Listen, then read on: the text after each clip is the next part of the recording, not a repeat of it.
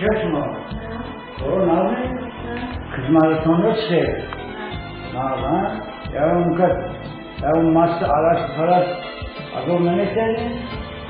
هرکی از خانه کشیدن باید حقی رو دن میدونی نقطه او مخشبه وسخنی خوب قبول کنه وسخنی خوب نخودنی یکم چی داشته نیسته؟ یکم نیسته؟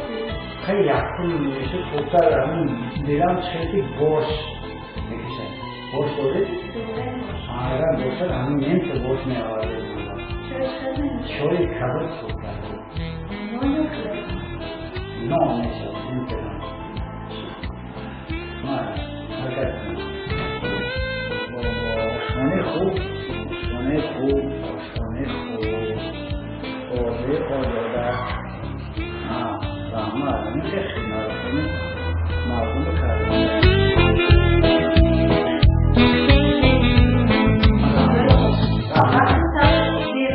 یک جامعه شما وقتی کار چه کاری کنی من این چیزی میکنم رحمه تشکر بکنم رحمه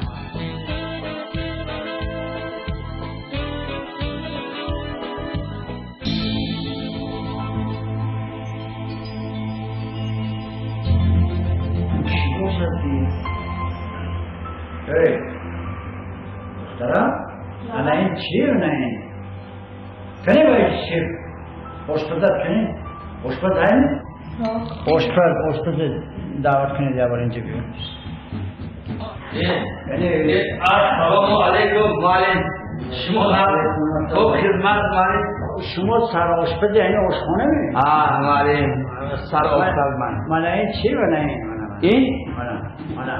این پیاز سوختگی معلم چه پیاز سوختگی؟ معلم همین پیاز سوختگی معلم گوش کنید شما نمیدونه چطور خوب داره کردن شما نمیدونه ما روغن دو پیاز میسوزد بعد کارتاشکایی و سبزی و بعد کرم و چی هرچی میانوزه بعد میشود همین چی پیازی سوختگی معلم چه پیاز سوختگی؟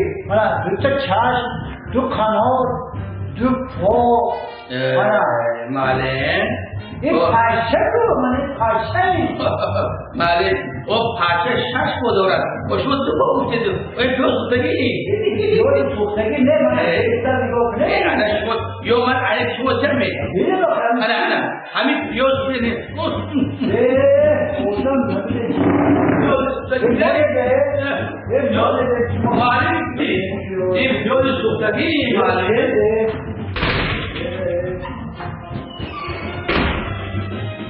او نظیره اینجا بیا نظیره اینجا بیا نظیره هی اینجا بیا من چند بار گفتم که همون شاگرداتا همون آشپزا را گفتی نگاه کنن یا حال همه جا را با حشرات پخش کردی و نگاه کن و درون افغان و درون خوراک نزدیک 3 حشره و من از همین کثافتی همون شاگردای چی هست از کثافتی همون آشپزای چی من 10مین پشکی میخورم انا 10 پشه شد